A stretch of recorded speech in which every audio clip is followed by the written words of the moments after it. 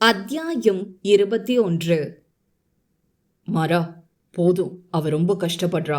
என்னால தாங்க முடியல. அவகிட்ட பேசி பாப்போம். உனக்கு முடியலங்கிறதையே அவளால தாங்க முடியல. இன்னும் நீ அவளை விலக்கி வைக்கிறது அவளுக்கு ரொம்ப வேதனையா இருக்கும் என வேந்தனும் வெளியே பார்த்தபடி சொல்ல, இல்ல மாம்ஸ், இதுதான் அவ கடைசியா அழுகிறதா இருக்கணும். இதுக்கு மேல அவ லைஃப்ல அழுகன்னு ஒன்னு இருக்க கூடாதுன்னு நினைக்கிறேன். அவ ரொம்ப போல்டான பொண்ணு மாம்ஸ். எங்க பேரண்ட்ஸ் இறந்தப்ப கூட எனக்கு ஆறுதல் சொன்னவ அவ. நான் எவ்வளவோ அவளை ஹர்ட் பண்ணியிருக்கேன்.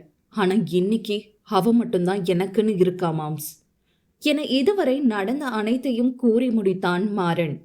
மாம்ஸ், அவளுக்கு கொஞ்சம் கோபம் அதிகமா வரும். மத்தபடி அவ ரொம்ப நல்லவ. மனசுல எதையும் வச்சுக்க மாட்டா. பாசம் வச்சுட்டா உயிரையே கொடுப்பா. அவளை பத்திரமா பாத்துக்கோங்க. அவளை கஷ்டப்படுத்துறாதீங்க என கையை பற்றி கொண்டான். இத்தனை நாளாக இப்படி ஒரு தம்பி கிடைக்க அவள் கொடுத்து வைத்திருக்க வேண்டும் என்றுதான் எண்ணிக்கொண்டிருந்தான். ஆனால் உண்மையாகவே இப்படி ஒருத்தி அக்காவாக கிடைக்க மாறன் தான் கொடுத்து வைத்திருக்க வேண்டும் என்று புரிந்து கொண்டான். அவ என் பொண்டாட்டி மாறா, என் சரி பாதி. அவளை என் உசுருக்கு மேல பார்த்துப்பேன் என்று அவர்கள் பேசிக் கொண்டிருக்கும் பொழுதே மித்து உள்ளே நுழையவும் இருவரும் அமைதியாகிவிட்டனர். அவள் இருவரையும் ஓரக்கண்ணால் பார்த்தபடியே மாறன் அருகில் சென்றாள். மாறா, இப்போ எப்படி இருக்கு? பரவாயில்லையா? வலிக்குதா என்றால் அக்கறையாக. மாறன் எதுவும் சொல்லாமல் திரும்பிக் கொள்ள அவ்வளவுதான். அவளுக்கு பொறுமை காற்றில் பறந்தது. உனக்கு என்னதான் பிரச்சனை? ஏன் இப்படி பண்ற? நான் அப்படி என்ன பண்ண? எதுக்கு இப்படி என்ன நோக்கடிக்கிற? இப்போ இவன் உனக்கு பெருசா போயிட்டா? உன் அக்கன்னா உனக்கு சீப்பா தெரியறனா? அவன் முன்னாடி என்ன அசிங்கப்படுத்துறியா என்று கத்தினாள். மாமாவ அவன் இவனு பேசாத, மரியாதையா பேசுக்கா. ஹோ, இப்ப இவன் உனக்கு பெருசா போயிட்டானா? அவள் இதழோரம் நக்கல் புன்னகை. அக்கா, இப்போதான் சொன்னேன் மரியாதையா பேசுக்கான்னு. அவர் எவ்வளவு பெரிய ஆள் தெரியுமா? 1000 தான் இருந்தாலும் அவர் உன் கணவர். மாறா, விடு. அவ பேசினா பேசிட்டு போட்டோம். அவளுக்கு எல்லா உரிமையும் இருக்கு. அதுக்காக நீ அவ கூட சண்டை போடாத என்றான் வேந்தன் பெருந்தன்மையாய். டேய், நீ யாருடா அத சொல்ல? எனக்கும் என் தம்பிக்கும் 1000 இருக்கும். உன்னால தாண்டா இப்ப இவ்ளோ பிரச்சனையும். யாருடா நீ? என் தம்பிய கைக்குள்ள வச்சுக்கிட்டு இப்ப நடிக்கிறியா என்று கோபம் தாழாமல் பொங்கினாள் மித்து. அக்கா, யார் பேச்ச கேட்டு ஆடவும் நான் ஒன்னும் சின்ன பையன் இல்ல. மாறா, நீ பேசாம இருடா. உனக்கு எதுவும் தெரியாது. இவன் தான் உன்னை என்னமோ சொல்லி இப்படி பண்ணி வச்சிருக்கான். எனக்கு தெரியும். இப்போ உன்னோட நிலைமைக்கும் இவன் தான் காரணமா இருப்பான். டே, உன்னை சும்மா விட மாட்டேன்டா என்று அவள் அதற்கும் வேந்தனை தான் குற்றம் சாட்டினாள். ஐயோ அக்கா, பேசாம இருக்கியா? என் நிலைமைக்கு அவர் காரணம் இல்ல, நீ தான் காரணம். உன்னாலதான் நான் சூசைட் ட்ரை பண்ணேன் என்று மாறன் கத்த அதை கேட்டு மித்து அப்படியே அமைதியாகிவிட்டாள். என்னாலையா? நான் என்ன பண்ண? அவளுக்கு வார்த்தை வரவில்லை. ஆமா, உன்னாலதான் பண்ண. ஒருத்தி என்னன்னா அவ வாழ்க்கை தான் முக்கியம்னு போயிட்டா. நீயும் அப்படித்தானே பண்ற. அவ கூட அவ வீட்டுக்காரரோட வாழ்றா. ஆனா நீ இப்படி கல்யாணம் ஆகிட்டும் இங்க இருக்க. ஊர் உலகத்துல என்ன பேசுறாங்க தெரியுமா? எனக்கு அசிங்கமா இருக்கு. என்னால அது தாங்க முடியல. அதுதான் இப்படி பண்ண. மாறா, நீ பொய் சொல்ற. நான் உண்மையதான் சொல்றேன். அது மட்டும் இல்ல, இதுக்கு மேல நான் இப்படி பண்ணக்கூடாதுன்னா என்று கேப் விட்டான்.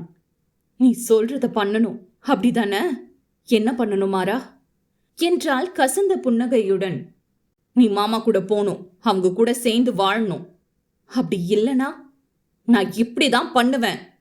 எனக்கு தெரியும்டா, இது இவன் பிளான் தானே. இவன் சொல்லி தானே இப்படி பண்ற. நான் யார சொல்லியும் இப்படி பண்ணல. எனக்கு அசிங்கமா இருக்கு. 4 பேர் 4 விதமா பேசுறது. அசிங்கமா இருக்கா? நான் எவன் கூடயும் போய் இருந்துட்டு வந்தனா, இல்ல எவன் கூடயாவது ஓடுனா? என்னால உனக்கு என்னப்பா அசிங்கமா இருக்கு? ஏன் உன் அக்கா ஓடும்போது உனக்கு அசிங்கமா இல்ல? இப்ப என்னாலதான் உனக்கு அசிங்கமா இருக்கோ? இருக்கட்டும், நான் தான் உன்னை அசிங்கப்படுத்துறேன்.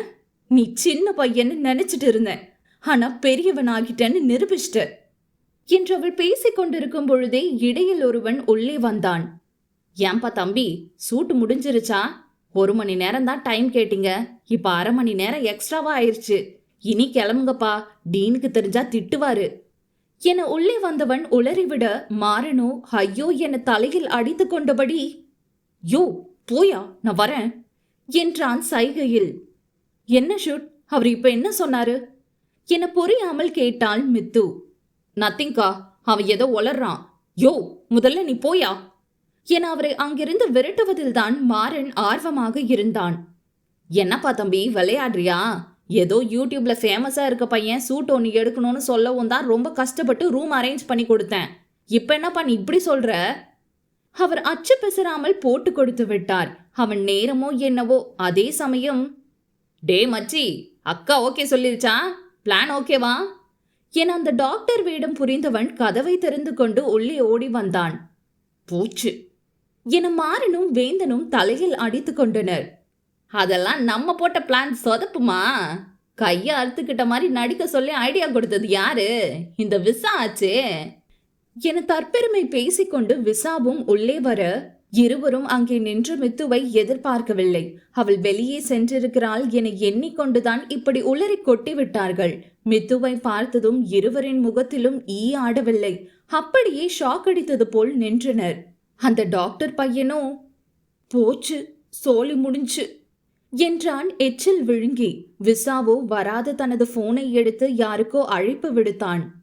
ஹலோ, டே சகல, அங்க ஒரு பாடிக்கு சொல்லி வைங்கடா, ஒரு பொணம் ரெடி ஆகிரும் போல இருக்கு என்றபடி இருவரும் மித்துவை பார்க்க அவளோ அனைவரையும் கையை கட்டியபடி தீயாய் முறைத்து கொண்டிருந்தாள்.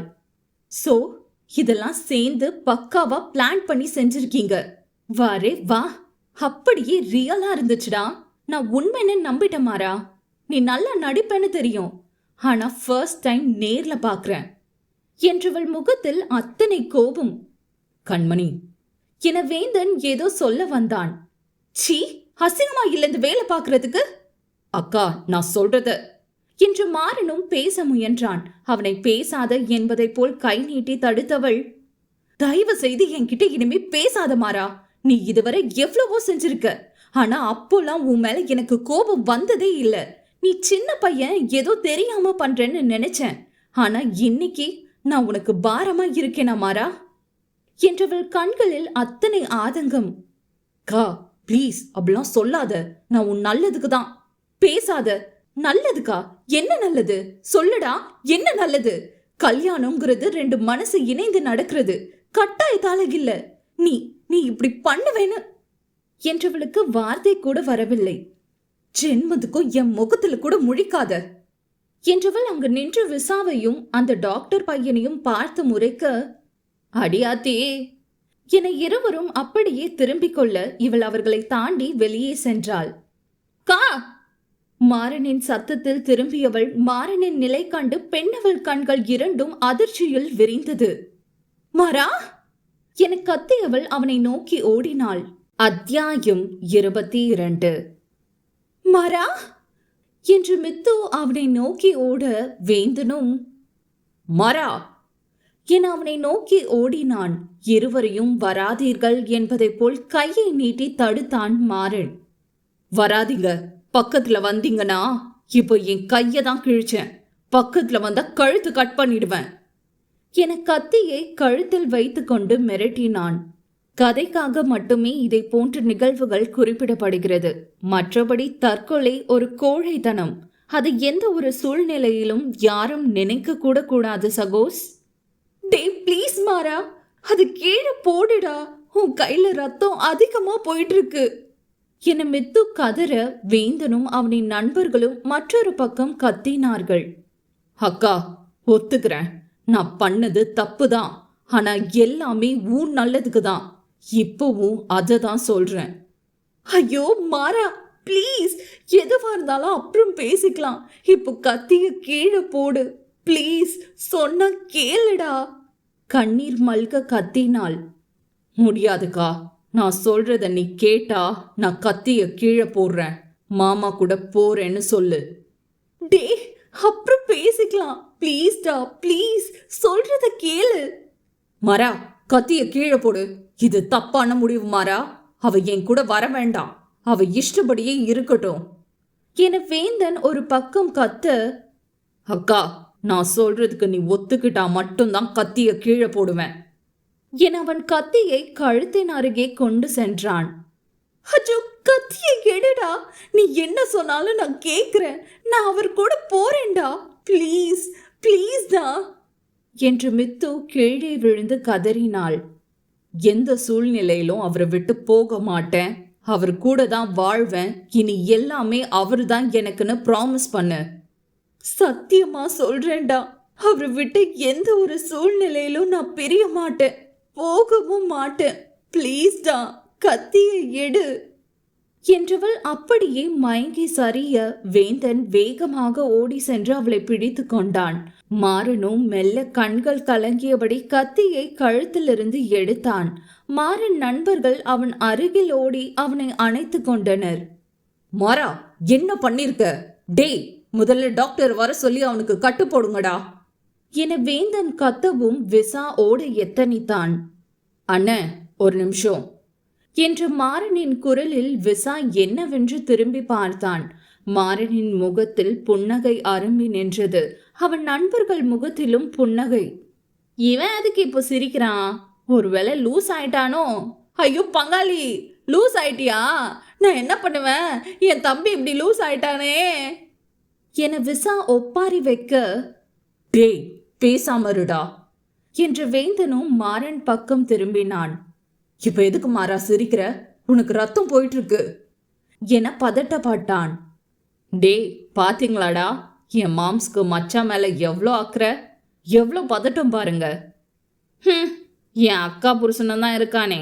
எனக்கு போன தடவை ஆக்சிடென்ட் ஆனப்போ பார்க்க வந்தவன் இன்னும் அவன் சாகலையான்னு கேட்குறான்டா என்று வராத கண்ணீரை துடைத்தான் அந்த டாக்டர் வேஷம் போட்டவன். டேய், என்னடா கதை அளந்துட்டு இருக்கீங்க? அங்க என் பங்காளிக்கு ரத்தம் போயிட்டு இருக்கு என்ன நம்ம விசாவே சற்று டென்ஷனாக பேச மாறனோ சத்தம் போட்டு சிரித்தான். கூல் மாம்ஸ், கூல் அண்ணன் என்றவன் தனது கையில் வடியும் ரத்தத்தை அப்படியே வாயில் வைத்து லிக் பண்ணினான். டேய், உனக்கு ரத்தம் வேணும்னா ஊருக்கு வா, ரத்த பொரியலே வச்சு தரோம். அதுக்கு நீ இப்படி பச்சை ரத்தத்தை இந்த நக்கு நக்குற என்று விசா முகத்தை சொல்லித்தான். யோ அண்ணன், நான் வெஜிடேரியன், அதெல்லாம் சாப்பிட மாட்டேன். எனது புரியலையே, தமிழ்ல சொல்லு பங்காளி. அட, நான் சைவம். அப்புறம் எதுக்குடா ரத்தத்தை குடிக்கிறேன்? இம்முறையும் மாறன் சிரித்தான். அடிங்கோ, என் பெட்டர் மார்க்ஸ் லைட்ட சிரிக்காம என்னன்னு சொல்லுடா. அட அண்ணன், அது தக்காளி சாஸ்ன என்றான் அந்த டாக்டர் பையன். இம்முறை விழிப்பது வேந்தன் மற்றும் விசாவின் முறை. என்ன என்ன? இருவரும் ஷாக் ஆகி ஒரே டோனில் கத்தினர். அட ஆமா மாம்ஸ், இது டொமேட்டோ சாஸ். வேணும்னா டேஸ்ட் பண்ணி பார்க்குறீங்களா? எந்த டைமும் ஆக்டிங் தான் மாம்ஸ். சாதாரண ஒரு சீனியே 5-6 டேக் எடுப்பானுங்க. இவனுங்களை நம்பி எப்படியும் இவ்வளோ பெரிய விஷயத்த பண்ண முடியாதுன்னு எனக்கு தெரியும். அதுதான் முன்னாடியே வேற பிளான் பண்ணிட்டேன். அவன் அந்த பக்கம் திரும்பினதுமே நாங்கள் ரெடி பண்ணி வச்சுருந்த சாஸை எடுத்து கையில் ஊற்றிக்கிட்டேன். பாக்கெட்டில் வச்சுருந்த கத்தியை கையில் எடுத்து ஒரு ஆக்டிங்கை போட்டேன். எப்படியும் என் மேலே உள்ள பாசத்தில் அக்கா அந்த நிமிஷம் எதையும் யோசிக்காது, நம்பிடும். நம்ம ஆக்டிங் எப்படி? அட களவாணி பயலே, என்ன ஒரு நடிப்பு! சிவாஜி ஐயா மட்டும் இப்போ இருந்தாரு, உன் நடிப்பை பார்த்து அசந்து போயிடுவாரு. நீ நடிகண்டா நடிகண்டா, பொழைச்சிக்கவடா, உன்னெல்லாம் ஒன்றும் பண்ண முடியாது போடா என்று விசாவோ வடிவேல் பாணியில் சொன்னதை கேட்டு அனைவரும் சிரித்து விட்டனர். பயந்துட்டேன் மாறா, ரொம்ப பயந்துட்டேன் என வேந்தன் உண்மையான வருத்தத்துடன் நெற்றியை பிடித்தான். சாரி மாம்ஸ், உங்ககிட்ட முதல்ல சொல்லிடலாம்னு தான் நினச்சேன். ஆனால் இப்போ அளவுக்கு உங்ககிட்ட எக்ஸ்ப்ரெஷன் வந்திருக்காது, அதுதான் மாம் சொல்லலை. சாரி. நானே இவ்வளோ பயந்துட்டேனே, உன் அக்காவுக்கு எப்படி இருக்கும் பாரு, மயங்கிட்டா வேந்தன் வருத்தமாக சொன்னான். எனக்கு தெரியும் மாம்ஸ், நான் அக்காவை ரொம்ப கஷ்டப்படுத்துகிறேன். ஆனால் நான் மட்டும் இப்படி பண்ணலனா கண்டிப்பாக அவள் இந்நேரம் எங்கேயாவது போயிருப்பா. அவளை பற்றி எனக்கு நல்லா தெரியும், அதுதான் இப்படி பண்ணேன். அவள் சத்தியத்தை என்றைக்குமே மீற மாட்டா. ஏன்னா அவள் எங்கள் அப்பா வளர்ப்பு. இனி எந்த ஒரு சூழ்நிலையிலும் அவள் உங்களை விட்டு போக மாட்டா என்றவன் அவளின் அக்கா அருகே சென்று அவளின் நெற்றியில் இதழ் பதித்தான். ரொம்ப சாரிக்கா, நான் உன்னை ரொம்ப கஷ்டப்படுத்திட்டேன். நீ நல்லா இருக்கணும்னு தான் இப்படியெல்லாம் பண்ண. மாமா தான் உனக்கு ஏத்தவங்க, அதை சீக்கிரமே நீ புரிஞ்சுப்ப. 2 மணி நேரத்திற்கு பிறகு மெல்ல கண் விழித்தாள் மித்து. அவளின் கை பாரமாக இருக்கவும் என்னவென்பது போல் பார்த்தாள். அவளின் மணாளன்தான் அவளின் கையை இறுக பற்றியபடி கண் மூடியிருந்தான். அவனை தான் பார்த்து கொண்டிருந்தாள் மித்து. யார் இவன்? ஏன் என் வாழ்க்கையில வந்தான்? ஏன் இவனுடன் என் வாழ்க்கை? எனக்கு எதுவும் தெரியாது. ஆனால் இனி அவன்தான் அவளுக்கு அனைத்தும் என்ற நிதர்சனத்தை அவளால் அவ்வளவு சீக்கிரம் ஏற்றுக்கொள்ள முடியவில்லை. மெல்ல வேந்தனிடமிருந்து அவள் கையை அவள் உருவ நினைத்தாள். அவளின் அசைவு கண்டு வேகமாக கண் விழித்தான் வேந்தன். என்னாச்சு கண்மணி? ஏதாவது வேணுமாடா என்றான் அக்கறையாக. மித்து எதுவும் பேசாமல் அமைதியாக கண் மூடிக்கொண்டாள். அப்பொழுது உள்ளே நுழைந்தான் மாறன். மாம்ஸ், எல்லாம் ரெடி, கிளம்பலாம் என்றவன் கண் மூடி படுத்திருந்த அவள் அக்காவை கண்டான். கா? மித்து கண் விழிக்காமலே அமைதியாக படுத்திருந்தாள். கண்மணி என மென்மையாக அழைத்தான் வேந்தன். மித்து மெல்ல கண் விழித்தாள். போலாம் என்றாள் மென்மையாக. அவள் எதுவும் சொல்லாமல் கிளம்பினாள். அத்தியாயம் 23. மெல்ல எழுந்து அவர்கள் பின்னே கிளம்பியவள் எதுவும் பேசவில்லை. அவர்களை நிமிர்ந்து கூட பார்க்காமல் அவர்கள் பின்னே சென்றாள். அப்பொழுது அவர்கள் முன் ஒரு ஜீப் ஒன்று வந்து நின்றது. அதிலிருந்து இறங்கி வந்த விசா சாவியை வேந்தன் கையில் கொடுத்தான். மாப்பி, டேங்க் ஃபுல் பண்ணிட்டேன் என்றான். மாம்ஸ், நேரா தேனிக்கே போலாம், அக்கா திங்ஸ் எல்லாம் எடுத்து வச்சிட்டோம் என்றான் மாறன். வேந்தன் மித்துவை பார்த்தான். கண்மணி, போலாமா அன்பாய் கேட்டான். அவள் எதுவும் பேசவில்லை. மௌனமே சம்மதம் என்று எண்ணிக்கொண்டவர்கள் ஜீப்பில் ஏறி அமர்ந்து கொள்ள மித்துவுக்கு வேந்தன் அருகில் அமரதான் இடம் இருந்தது. அவள் எதுவும் கூறாமல் அவன் அருகிலேயே அமர்ந்து கொண்டாள். வண்டி தேனியை நோக்கி பயணித்தது. சற்று நேரத்திலேயே தூக்கத்தில் கண்கள் சொருக மித்து அவளையும் அறியாமல் வேந்தன் தோளில் சாய்ந்துவிட வேந்தனுக்கு தான் என்னமோ அப்படியே வானத்தில் பறப்பது போல் இருந்தது. அதை கண்டு மாறன் மனம் நிறைந்தது. விசாதான் அதை வெறிக்க வெறிக்க பார்த்து கொண்டு வந்தான். யோ அண்ணன், இப்படி அங்கேயே வெறிக்க பாக்குறியே, அசிங்கமா இல்ல? அட நீ வேற பங்காளி, அதெல்லாம் என் வாழ்க்கையில நடக்குமோ நடக்காதுன்னு நானே ஏக்கத்துல பார்த்துட்டு இருக்கேன். பெருமூச்சு விட்டபடி சொன்னான் விசா. ஏன் அண்ணன், நீ சிங்கிளா? அட வயித்தறிச்சல கிளப்பாத பங்காளி, நிச்சயமெல்லாம் முடிஞ்சிருச்சு. வாவ், அப்புறம் என்ன என்ஜாய் பண்ணுவ? கலக்கியா அண்ணன்? டே வளர்ந்து கெட்ட பனைமரமே, பேசாம இரு. நான் அவ மூஞ்ச பார்த்தே 3 மாசம் ஆச்சுன்னு வெறியில இருக்கேன். பங்காளி, வாட்? ஏன், என்னாச்சு என ஒரே கேள்வியை இவன் பல மாடுலேஷனில் கேட்க, அட அதெல்லாம் அப்படிதான், அது எங்க ஊரு வழக்கம். நிச்சயம் ஆனாலும் பேசி பழகிக்க கூடாது. அவளை ஏன் மூஞ்ச கூட பார்க்க கூடாது. அப்போ சீக்கிரம் கல்யாணம் பண்ணிக்க வேண்டியதானே? எங்க, அவ தான் அவங்க நொன்ன வேந்தனுக்கு கல்யாணம் ஆனாதான் எங்களுக்கு கல்யாணம்னு சொல்லிப்புட்டா. அடேங்கப்பா, அவ்வளோ பாசமா? அவங்க மாம்ஸ் கூட பிறந்த தங்கச்சியா? அட அதெல்லாம் இல்லை பங்காளி, ஆனால் அந்த அளவு பாசம் வச்சுருக்காங்க. இங்கே இருக்க எல்லாருமே வேந்தன் அவங்க வீட்டு பையனாக தான் நினைப்பாங்க. வாவ், இன்ட்ரெஸ்டிங் அண்ணன். ஆனால் உன் வாழ்க்கை இப்படி திண்டாடுதே என அவன் நக்கலாய் சிரித்தான். டே பங்காளி, சிரிக்கிறியா? சிரி சிரி, நான் கன்னி பையன். என் சாபம் உன்னை சும்மா விடாது.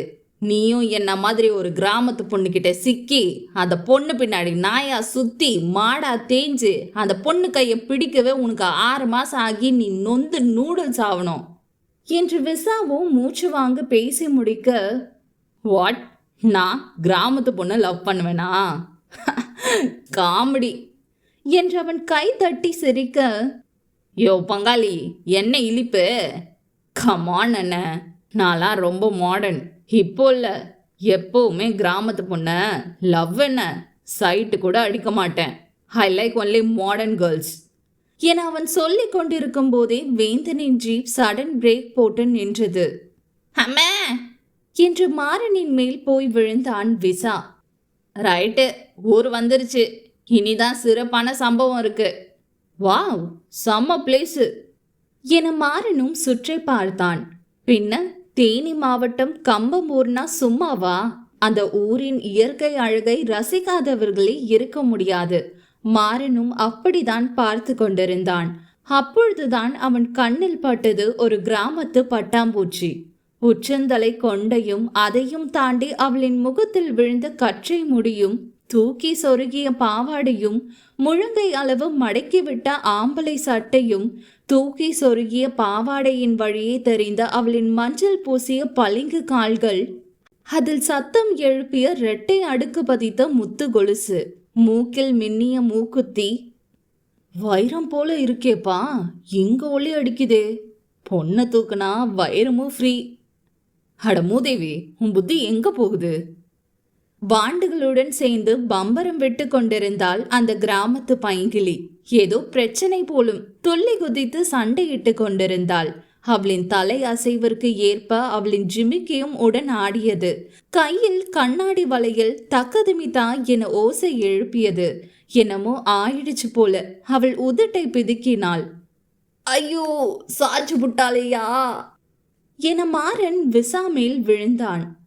யோ பங்காளி, என்னையா ஆச்சு? வாவ், வாட் எ பியூட்டி என்றான் மாறன் அவளை விட்டு பார்வையை நகர்த்தாமல். என்ன இவன் லுக்கு வேற எங்கேயோ இருக்கு என விசாவும் அவன் பார்வை சென்ற திசையை பார்த்தான். அடியாத்தி, இவன் ஏன் அந்த புள்ளைய பார்த்துட்டு இருக்கான்? ஐயோ, காம பார்வையால இருக்கு. டே விளங்காந்தவனே, எதுக்குடா அந்த புள்ளைய இந்த பார்வை பார்க்குற? யோ அண்ணன், அந்த பொண்ணு எனக்கு வேணும்னு என விரலை கடித்தபடி சினுங்கி கொண்டே கேட்டான் மாறன். என்னது, பொண்ணு வேணுமா? டேய், நான் உன் பங்காளிடா, மாமா இல்ல. என்ன வேலை பார்க்க சொல்ற? அச்சோ அண்ணன், நீ தப்பா புரிஞ்சுக்கிட்ட. அந்த பொண்ணு என் ஷார்ட் ஃபிலிம்க்கு ஹீரோயினா வேணும். நீ தான் எப்படியாவது ஓகே பண்ணணும். அடே, என்னைய பார்த்தா உனக்கு எப்படிடா தெரியுது? அந்த பிள்ளை யார் தெரியுமா? அந்த மீசக்காரம்மாவ, உன் மாமா தங்கச்சிடா. அந்த மீசக்கார மாமா பக்கத்து வீட்டு பொண்ணை பார்த்தாவே 10 தெரு தள்ளி ஓடுற வர முறைப்பாரு. 10 புல்லுக்கட்ட மூக்குக்கு கீழே மீசங்கிற பேர்ல வச்சுக்கிட்டு சுத்திட்டு இருக்காரு. டேய், இவனுங்க நகத்தை வெட்ட கூட அருவாவை தாண்டா தேடுவானுங்க. சொன்னா கேளுடா என்று பக்கம் பக்கமாக அவன் டயலாக் பேசி கொண்டிருக்க, wow, what a eyes, what a nose, what a lips என அவன் இன்னும் நகத்தை கடித்தபடியே சினுங்கி கொண்டிருந்தான். ஐயோ, சினுங்குறானே. டே பங்காளி, கொஞ்சம் முன்னாடி கிராமத்து பொண்ண சைட்டு கூட அடிக்க மாட்டேன்னு வசனம் பேசினானே ஒரு மானஸ்தன், அவன் எங்கடா? என்ன சொல்ற பங்காளி? அப்படியா பேசினா அவன்? செருப்பால் அடி அவனை. பாரு, சும்மா தேவதை மாதிரி இருக்காங்க. இவங்களை யாராவது சைட் அடிக்காம இருப்பாங்களா? அவன் கண்ணு குருடாதான் இருக்கும் என இன்னும் மாறன் அவளை விட்டு கண்ணை எடுக்காமல் சொல்ல, அடே பங்காளி, முதல்ல கையெடுடா, கடிச்சு கடிச்சு நகத்தை எல்லாம் தின்றாத என்று இருவரும் இங்கே பேசி கொண்டிருக்க, அங்கு இன்னும் தூக்கத்திலிருந்து எழாமல் வேந்தனின் தோளில் உறங்கிக் கொண்டிருந்தாள் மித்து. தூங்கும் தன் மனைவியை வேந்தனோ விழி அகலாது பார்த்து கொண்டிருந்தான். எப்போ மீரா, நீ இப்படி உரிமையா காதலோட என் தோல்ல சாஞ்சு தூங்க போற என்றவன் மெல்ல மித்துவை எழுப்பினான். கண்மணி, எழுந்துடா. கண்மணி மெல்ல மெல்ல கண் விழித்தாள். கண் விழித்தவளோ அவனின் தோளில் உறங்கிக் கொண்டிருப்பதைக் கண்டு வேகமாக அவனை விட்டு விலகி அமர்ந்தாள். விசாவும் மாறனும் சேர்ந்து என தொண்டையை செரும வேந்தனோ மெல்ல சிரித்தபடியே கீழே இறங்கி வந்தான். மாம்ஸ், ஊரு சும்மா மாசு. இதுதான் உங்க வீடா? இல்ல மாறா, இது நம்ம வீடு இல்ல, என் அப்பா வீடு என்றான். வேந்தனின் நம்ம வீடு என்ற வார்த்தையில் மித்துவின் மனதில் அவனை பற்றி சிறு நல்லெண்ணம் உதித்தது. அவன் பேச்சில் கூட மாறனை ஒதுக்கி வைக்கவில்லை என்று.